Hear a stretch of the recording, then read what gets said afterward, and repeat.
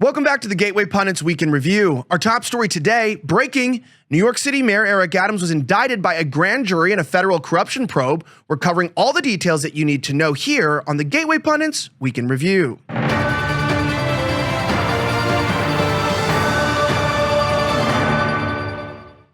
My name is Elijah Schaffer, and this is the Gateway Pundits Week in Review, where we cover the top 5 stories of the last 24 hours in around 10 minutes. Our top story today from Mike LaChance: New York Mayor Eric Adams was indicted by a grand jury. Here's all the information that you need and more. New York City Democrat Mayor Eric Adams has just been indicted by a grand jury as a part of an ongoing federal corruption probe. The indictment marks the first time in the city's history that a sitting mayor has faced such charges while in office. The details of the indictment remain sealed, and it is currently unclear what specific charge or charges Mayor Adams will be facing. This is huge. There are already rumors swirling about the possibility of arrest of Adams. Now, let's talk about this. We have the charges and what they have turned out to be. Let's talk about them. Our next story from Christina Lila says the indictment has actually been unsealed. We want to get and review all of this information just released exclusively here on thegatewaypundit.com. Eric Adams has been indicted on charges including wire fraud, bribery, and conspiracy out of the Southern District of New York, becoming the first sitting New York mayor to face criminal prosecution. Now, charges include conspiracy theory, wire fraud, bribery, and solicitation of contribution by a foreign national. You can read the entire indictment on our website. Now, according to the federal prosecutors, Adams accepted $10 million in illegal straw campaign contributions and bribes from foreign countries, including Turkey, Israel, China, Qatar, South Korea, and Uzbekistan, going back nearly a decade. Hold up. I thought that I was told that foreign countries aren't meddling in our elections. I know about China and Qatar, but South Korea, Uzbekistan, Israel? Who would have thought? Now, it says for nearly a decade, Adams sought and accepted improper, valuable benefits. This includes luxury international travel, including from wealthy foreign business people, and at least one Turkish government official seeking to gain influence over him, the indictment reads. Now, as Adams' prominence and power grew, his foreign national benefactors sought to cash in on their corrupt relationships with him, particularly when in 2021 it became clear that Adams would become New York City's mayor, the filing said, according to the New York Post. Now, Adams agreed, providing favorable treatment in exchange for the illicit benefits that he received. So you're telling me that countries like Israel and China are spending money in our elections to influence our mayors? Now, of course, I'm not quick to believe the DOJ. I'm not quick to believe any state Department of Justice. I don't really believe pretty much anything in our lawfare system today. So I'm not going to be quick to just say he's a Democrat, I don't like him, because remember, he also just came out and spoke out against the illegal immigration. He talked and apologized on behalf, said that the mayor, they did things illegally or incorrectly in terms of their response to COVID. So, it's one thing is he could have committed these crimes, but I always ask this: why are we finding out about this now?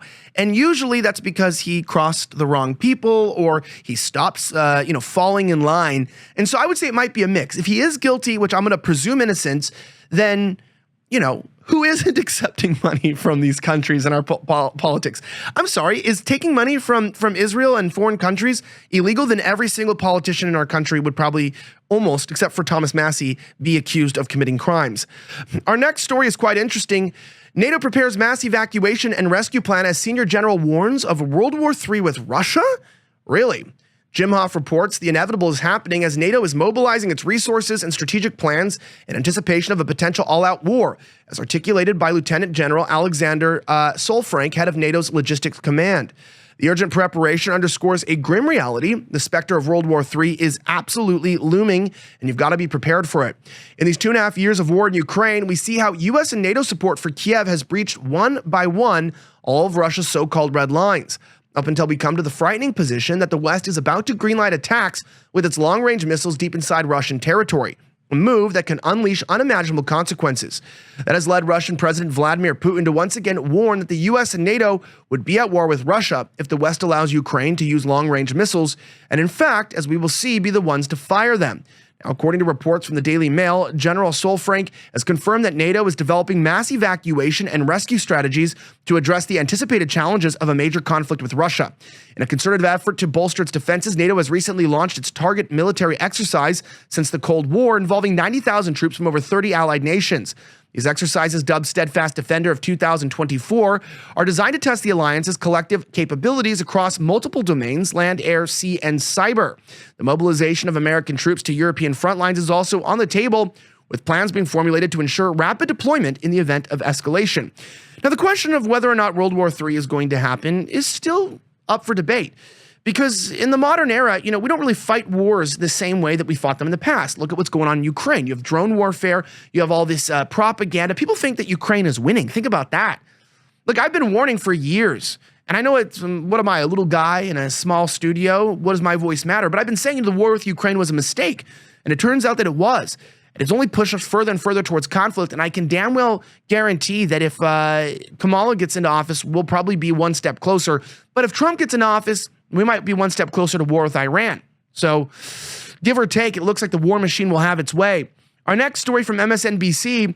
MSNBC does election focus group with Michigan union workers. Things do not go as planned. I'm going to play a couple videos for you here in a second.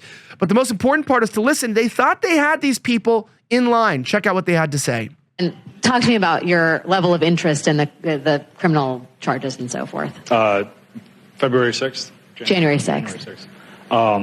So I remember that day. I know he was the standing president. I'm not familiar with the charges that are being brought against him for that. I'm not following that charge I know there's multiple court cases going on. I'm just not familiar with it. I mean, that doesn't sound like it's going to be a factor in deciding who to vote for. No. Okay, so when I say January 6th, what do you think? Oh, I just remember seeing it on the news, like all the riots and stuff. Don't really know what it was about or what happened, though. How did it make you feel when you saw it? I don't know. I don't really feel any way about it. People showed their emotion, I guess. Probably in the wrong way, but yeah, I don't really care. I mean, look, Americans don't care about January 6th. It's absolutely ridiculous. Now, when we're talking about all this insanity, begs the question exactly, what do Americans care about? I can tell you that's taking care of their bodies. That's why I want to remind you guys that me and my family, we've been really looking for ways to take care of our health. And we've been doing so with this amazing new Tallow balm. It moisturizes, it keeps the skin safe, and it's made from tallow. Now you'd go, oh, beef? It's made from beef products? Well, you look at experts. They talk about this being the #1 way to get rid of acne, clear up your pores. I'm telling you, it does miracles, especially someone like me who has rosacea, and I even have psoriasis. This stuff is amazing. Then I smelled it, and guess what? It's infused with honey and essential oils.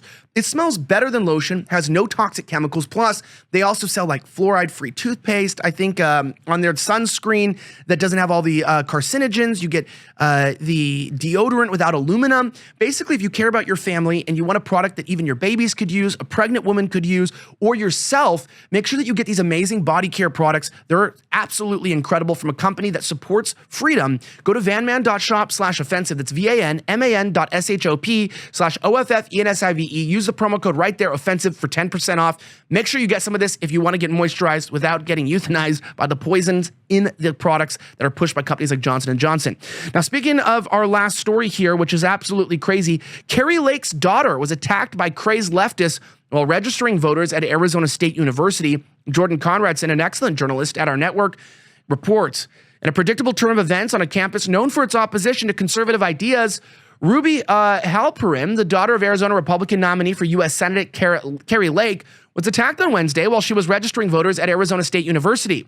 Turning Point Action on Wednesday held a Greek voter registration event that far outsized a competing Democratic voter registration drive on campus. We are not the same. Same location, different candidates, and different policies. It's fun to wear the hat, register new voters, chase ballots, to be vocal about the future you want, and we have 41 days to keep doing that. Now, when this crazy thing happened here, Ruby said, as I was registering voters today at ASU, a radical leftist threw their whole beverage on me and ran away. This is the left. They know that we are winning in the election, and it scares them. Get up and vote Trump. Here she is. Very nice young girl. She, of course, looks like a conservative. No piercings. You notice that? No blue hair. Just a normal adult human female with a uterus.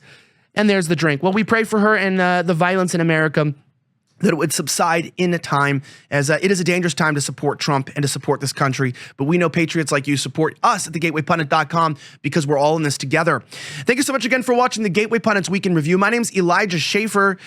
This has been another report where we cover the top 5 stories of the last 24 hours in around 10 minutes. Have a great rest of the week, and may God bless the United States of America. I'm signing out.